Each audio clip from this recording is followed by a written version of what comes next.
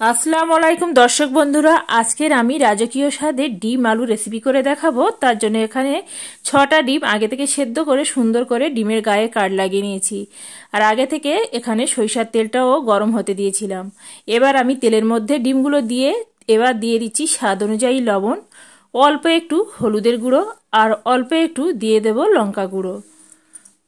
এবার আমি ডিমগুলো নেড়েচেড়ে সুন্দর করে ডিমগুলো লালচে রং ধরিয়ে ভেজে নেব।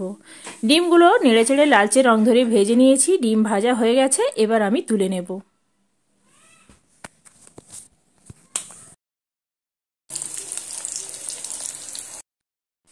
500 গ্রাম আলুকে সুন্দর করে আগে থেকে নুন হলুদ দিয়ে ভালো করে সুন্দর করে সেদ্ধ করে রেখেছিলাম। সেদ্ধ আলুগুলো একই তেলের মধ্যে দিয়ে সুন্দর করে নেড়েচেড়ে আলুগুলো লালচে রং ধরিয়ে ভেজে নেব। এখানে আমি আলুগুলো নেড়েচেড়ে সুন্দর করে লালচে রং ধরিয়ে ভেজে নিয়েছি। আলু ভাজা হয়ে গেছে। এবার আমি আলুগুলো তেল থেকে তুলে নেব। একই কড়ার মধ্যে আবারও অল্প একটু তেল যোগ করে দিয়েছি। এবার আমি তেলের মধ্যে দিয়ে দেব 4টে এলাচ আর 2 টুকরো দারুচিনি দিয়ে সুন্দর করে একটু নেড়েচেড়ে ভেজে নেব। ভাজার পরে এখানে পেঁয়াজ কুচি দিয়ে দেব। এখানে আমি 200 গ্রাম পেঁয়াজকে ঝিরি করে কুটিয়ে রেখেছিলাম। পেঁয়াজ কুচিগুলো দিয়ে দিলাম। পেঁয়াজ কুচিগুলো দিয়ে পেঁয়াজটা সুন্দর করে নেড়েচেড়ে পেঁয়াজগুলো লালচে রং ধরিয়ে ভেজে নেব। পেঁয়াজগুলো আমি এখানে নেড়েচেড়ে সুন্দর করে লালচে রং ধরিয়ে ভেজে নিয়েছি। পেঁয়াজ ভাজার পরে এখানে দিয়ে দিলাম 2 চা চামচের মতন আদা রসুন বাটা, দিয়ে দেব স্বাদ অনুযায়ী লবণ, দিয়ে দিচ্ছি এখানে হলুদের গুঁড়ো 1 চা চামচ, সাথে যাচ্ছে জিরে আর মরিচের গুঁড়ো 1 চা চামচ। সমস্ত উপকরণ দেওয়ার পরে একটু সময় নিয়ে সমস্ত মশলার সঙ্গে সুন্দর করে কষিয়ে নেব। এখানে আমি মিনিট 5 সময় নিয়ে সুন্দর করে কষিয়ে নিচ্ছি।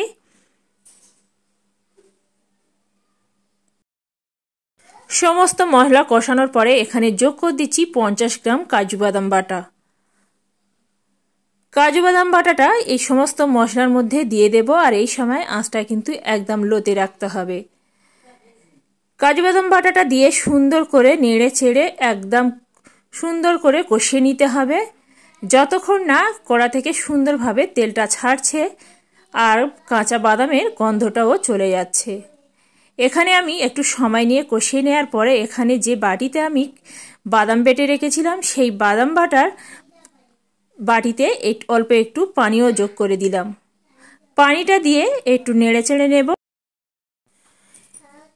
এখানে আমি সমস্ত মশলার সঙ্গে সুন্দরভাবে কষিয়ে নিয়েছি। কষানোর পরে এখানে আগে থেকে যে ভেজে রাখা ডিম আলুগুলো আমি ভেজে রেখেছিলাম এবার আমি সমস্ত মশলার সঙ্গে দিয়ে আরও মিনিট 5 সময় নিয়ে সুন্দর করে কষিয়ে নেব।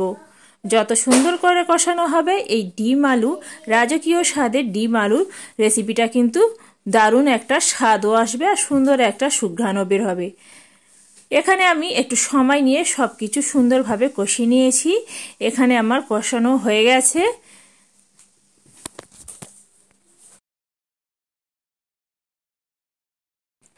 এখানে আমার কষানো রেডি হয়ে গেছে। এবার আমি গ্রেভির জন্য একেবারে পানিটাও অ্যাড করে দেব।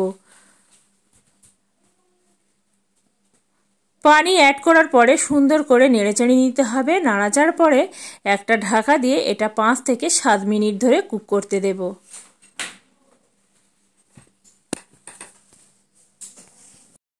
7 মিনিট পরে আবারও আমি এখানে ঢাকাটা তুলে নিচ্ছি।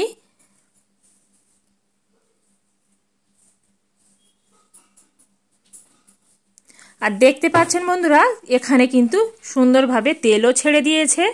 এবার আমি এর মধ্যে যোগ করে দেব এখানে বিরিয়ানির গুঁড়ো মশলা। এখান থেকে আমি 1 চামচ দিয়ে দেব বিরিয়ানির গুঁড়ো মশলাটা।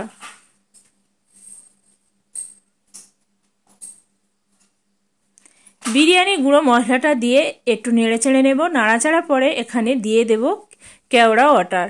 এটা অবশ্যই করে দিতে হবে। এই রাজকীয় স্বাদের ডিম আলুর রেসিপিতে এটা কেওড়া ওয়াটারটা অবশ্যই করে দিতে হবে।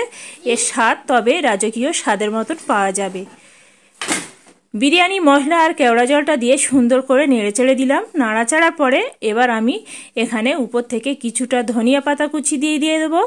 ধনিয়া পাতা কুচিটা দিয়ে আবারও ঢাকা দিয়ে এটা প্রায় 2 থেকে 3 মিনিটের মতন রেখে দেব একদম লো আঁচে।